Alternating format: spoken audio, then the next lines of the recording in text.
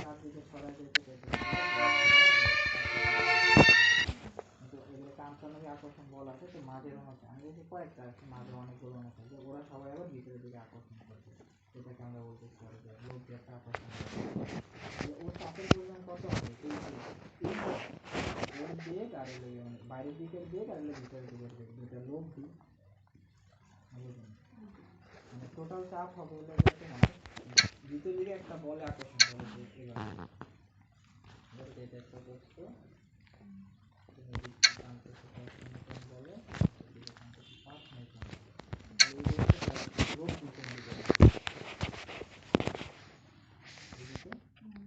কিভাবে করবো, এই 5 নিউটন 10 নিউটন লোক দিতে করবো, তো লোক দিতে কিভাবে করবো, এটা যদি আমি F1 বলি দেখতো,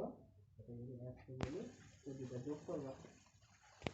লোক দিয়ে মানে যোগ F1 প্লাস মাইনাস চলে আসবে এবং কাটাকাটি যাবে, নর্মাল সঙ্গে যোগ দিতে হবে। তাহলে এখানে চাপের পরিমাণটা কত হবে, এই বাইরের দিকেরটা মানে অ্যাকচুয়াল চাপ যেটা আমরা পাই, প্লাস হলে তোমার আন্তর্জাতিক আকর্ষণ বলটা, আকর্ষণ বলটাকে তাহলে কি অ্যাকচুয়াল চাপ যেটা আমরা পাই থাকি বা আমরা আদর্শ এটার সাথে আন্তর্জাতিক আকর্ষণ বল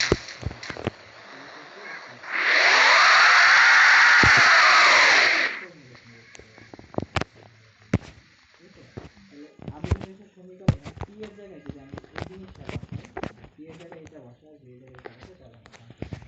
তাহলে ফাইনালি বাস্তবে সমীকরণটা দাঁড়াবে এরকম যে P plus M square divided B square plus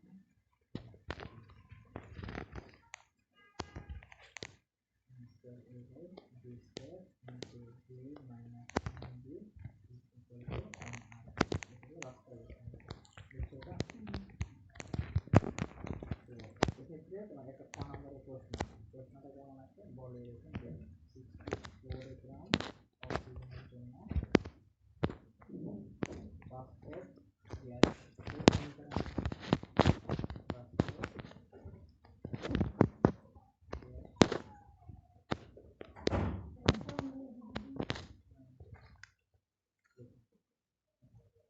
এখানে তুমি শুধু n এর মানটা একটু চেঞ্জ করতে পারবা,